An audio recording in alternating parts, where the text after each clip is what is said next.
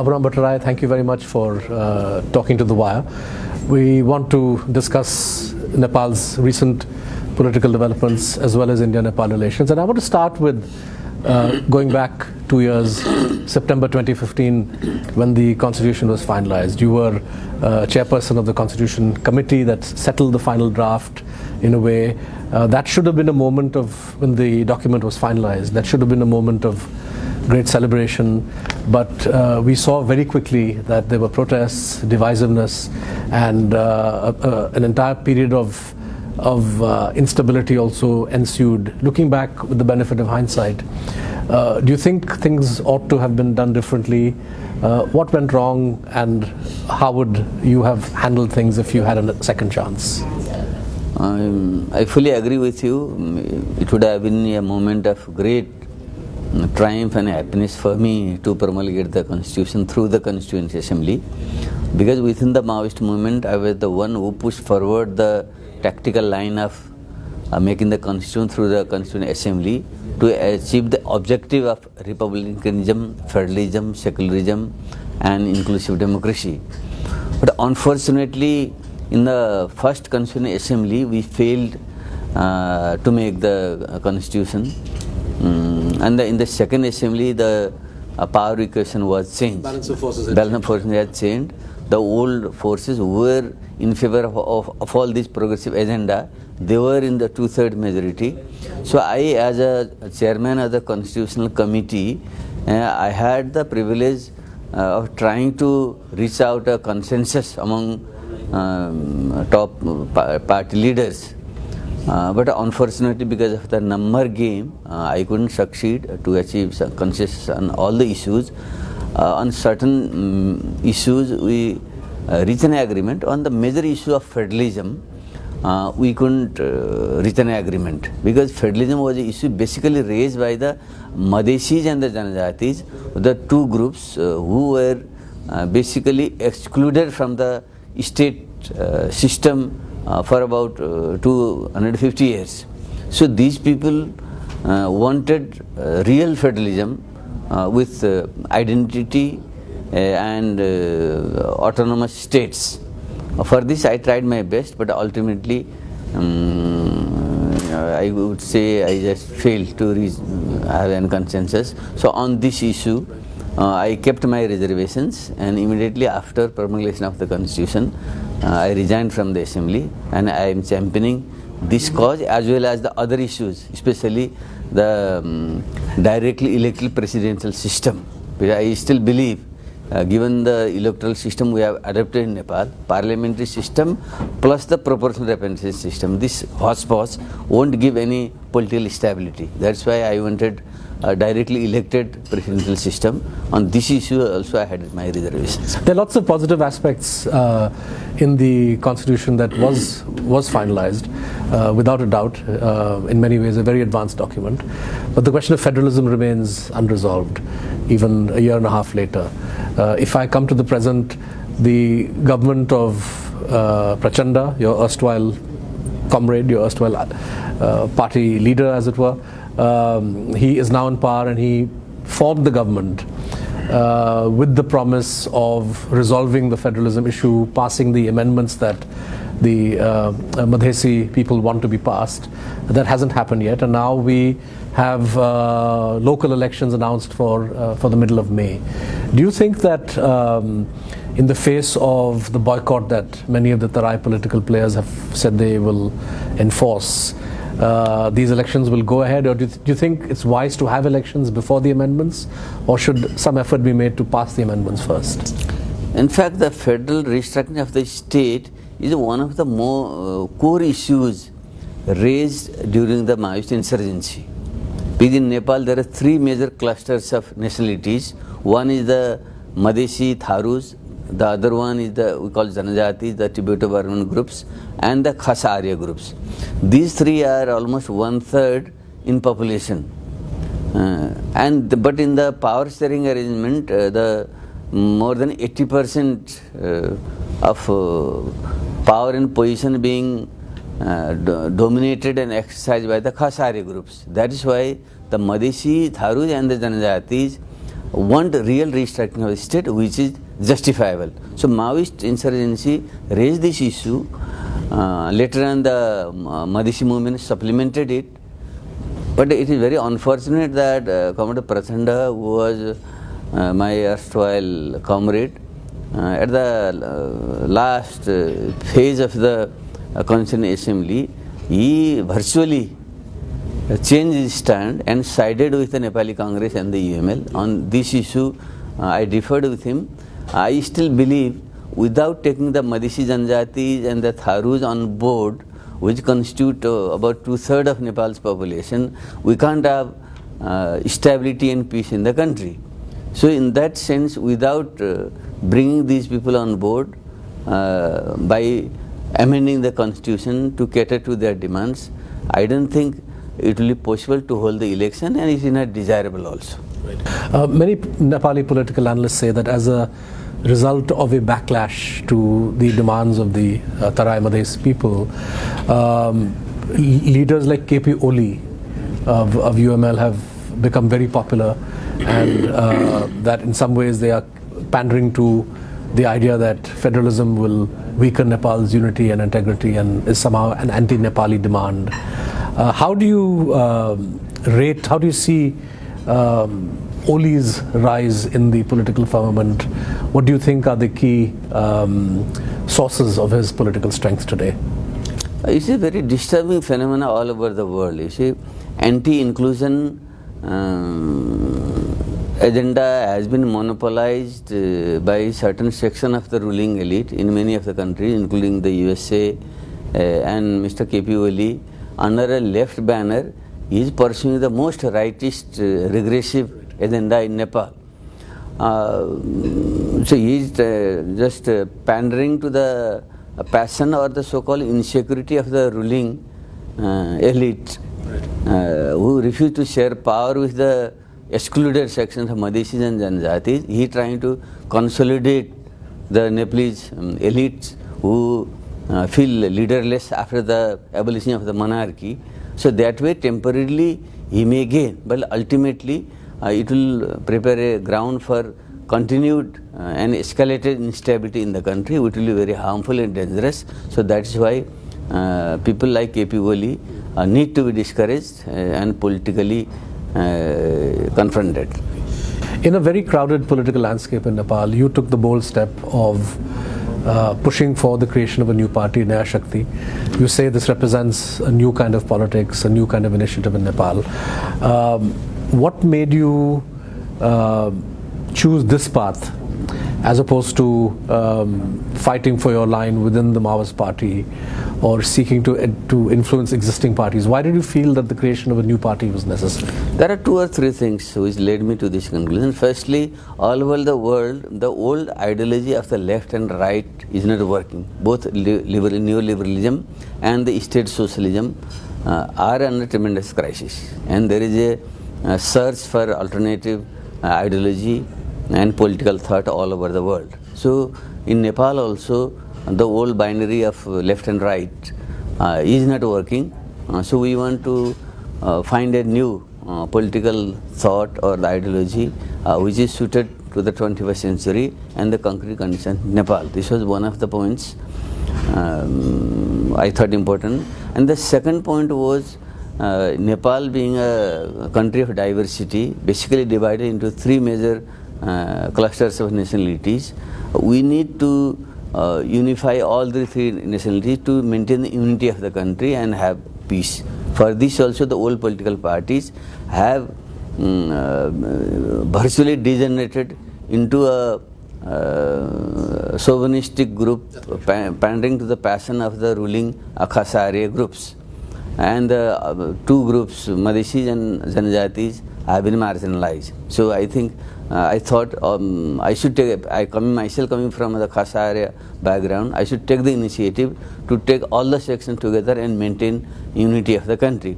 And thirdly, after the political change in the country, now people are aspiring for economic development. In Nepal's contradiction right now is the advanced form of democratic rights and the retarded or the retarded form of economic development. That is the major contradiction. Until unless we embark on a path of rapid economic development in the country, we cannot fulfill the aspirations of the people. Rampant poverty and unemployment is the biggest problem in the country. So to do away with also the economic development and prosperity agenda needs to be raised and put in the focus by the political party. And fourthly, the politics and politicians have been degenerated into a quagmire of corruption and misgovernance all over the world, particularly in the South Asian region. So Nepal also, in Nepal also corruption and misdeeds are rampant among the political parties. So that is why we wanted to provide a clean government which will fight corruption. So with these points in mind, we floated this Naya Shakti party. Now though the development of the Maoist movement and the struggle, including the armed struggle, are obviously an integral part of Nepal's recent history, and one could argue that the Constituent Assembly and the Constitution and all the progress that has happened over the last 7 or 8 years wouldn't have happened without that struggle. There are many people who say that they're attracted by Naya Shakti and by your leadership, but they want you to, in some ways, repudiate your past, repudiate People's War. One has even heard some liberals say that Baburam must apologize for People's War. What's your comment or response to these kinds of demands? Now, see, in the context of Nepal, Maoist movement needs to be judged separately. It was not just a class-based movement. In the concrete condition of Nepal, democratic revolution was not completed even by the end of the 20th century. So to do away with the feudal order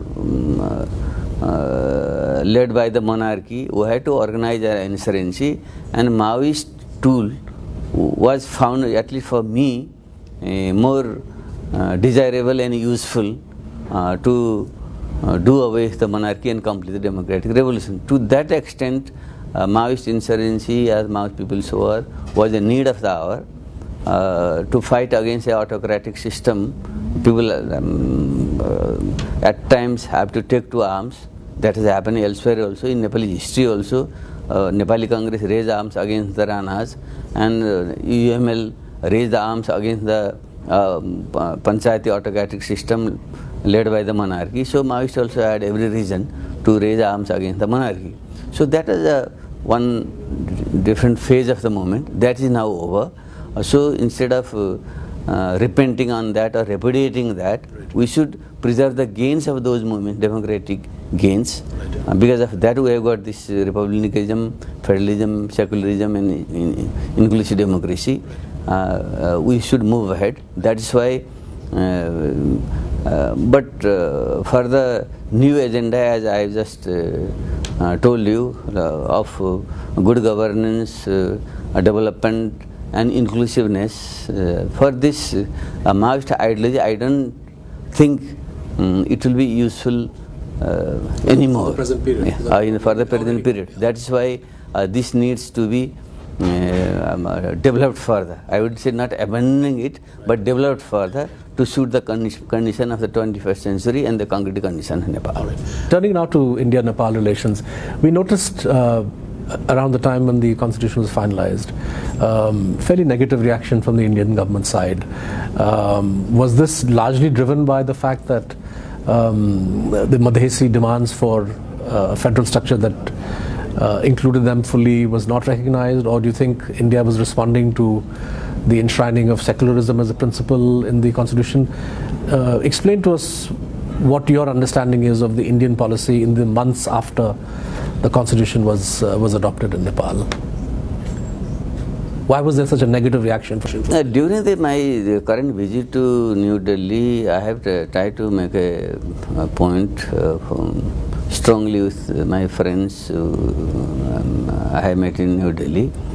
The times have changed, but the political thinking both in New Delhi and Kathmandu has not changed. This is the time to review the overall gamut of relations between India and Nepal, and to restructure our relationship to suit the demands of the 21st century.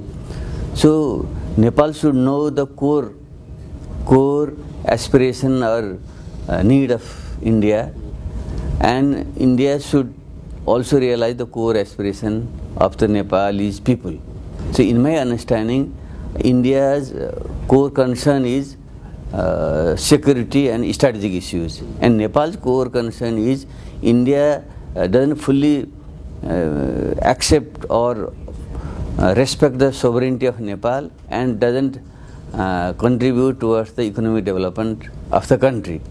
So if that is so, which I believe that is true, then both sides should sit down and resolve this issue. Which is why you have this formula. You said that Nepal should look after India's security interests and India should look after India's economy. Can you concretely, what does that mean though? For example, the Indians will say that Nepal should be more receptive to hydroelectric projects which can benefit Nepal and benefit India, which Nepal has traditionally resisted. So concretely, what would this formula that you're proposing, how would it operate? So what point I was trying to make was, because of this trust deficit between the two countries, minor issues like the timing of permanently of the constitution or particular person heading the government in Nepal have been raised by India, and it has been rightly seen as a interference in Nepal's internal affairs. Instead of doing that, New Delhi also should focus on the broader strategic issues, policy issues, rather than the minor micromanagement issues. And in Nepal also should be sensitive to the genuine security and other concern of India. So that's why I suggested India being an aspiring regional power and a future global power would have naturally a certain strategic and security aspirations from Nepal. So Nepal shouldn't hesitate to give a clear-cut commitment on that, because we have to deal more with India. Though we are a sovereign and independent country, we should have good relations with both the neighbors, India and China, but everybody knows we have to deal with India more. So if that is so, without antagonizing China or taking due care of the genuine security interest of China, we should be more sensitive towards the genuine interest of security interest of India. So from Nepal's part, we should be able to do that, and from India's part, Nepal being an independent sovereign country for so long, India shouldn't be seen as hesitating to respect and honor it. They should do it, and then mainly current aspirations of Nepalese are a rapid economic development. For that, India's cooperation in the development of hydropower and other resources and investment needs to be duly taken care of by India. Right. The allegation that some Nepal political leaders make, pretty much from all the mainstream, UML, Maoists, maybe even Congress, that the Madhesi movement is instigated by the Indian government, that India is trying to use the Madhesi card to weaken Nepal's sovereignty. How much credence would you give to these kinds of accusations, or do you think it's just part of the right-wing nationalist narrative within Nepal? Because the federalism issue was raised by firstly the Maoists and then the Madhesi political parties, and later on supported by the NC and the UML. So it has occurred from within Nepal. It has been the agenda of the political parties within the country. But when they fail to resolve it, then India was seen as supporting this cause. And so this was used by a section of the political parties in Nepal to brand all these agendas, progressive agendas, as India-driven. So in my opinion, I think this is not true. This agenda of republicanism, federalism, secularism and inclusive democracy are the Nepalese people's agenda raised by the political parties, and India should not be seen as instigating it, and India should not instigate it as well. Because if India's core concern are security and other interests, India should come out frankly with its interest. Instead of doing that, India should not be seen backing one group against the other. So I think that needs to be corrected by India, and from the Nepalese side, our internal issues should not be sidelined and accused as if it was raised by the outside forces. I see this tendency of branding all the progressive agenda as anti-national and foreign inspired is very harmful to the country. My final question, Mr. Bhattarai. We've seen in the last week the victory of Bharatiya Janata Party in Uttar Pradesh and the election of Yogi Adityanath as the Chief Minister of UP. Obviously, this is an internal matter of Uttar Pradesh and India, but to the extent to which Yogi Adityanath has been quite active in raising certain Nepal issues. He's been a backer of restoration of the monarchy. He's been a backer of the idea that Nepal should be declared a Hindu Rashtra. Do you feel that the influence of Adityanath may be felt across the border in Nepal now that he's Chief Minister? I don't think it will be proper for me to comment on the internal political electoral issues of India. Even if Chief Minister Adityanath had some thought, otherwise thoughts about Nepal, that won't prevail, because in the foreign policy matters, the center takes the lead, takes the decision, and I think the state government will have to follow that. So I don't think it will have any major impact. Personally, people can have different opinions. In democracy that happens, but I don't think that will have any serious fallout or ramification in Nepal. Right. Thank you very much for this interview. It's been a great pleasure. Thank you. Bye-bye.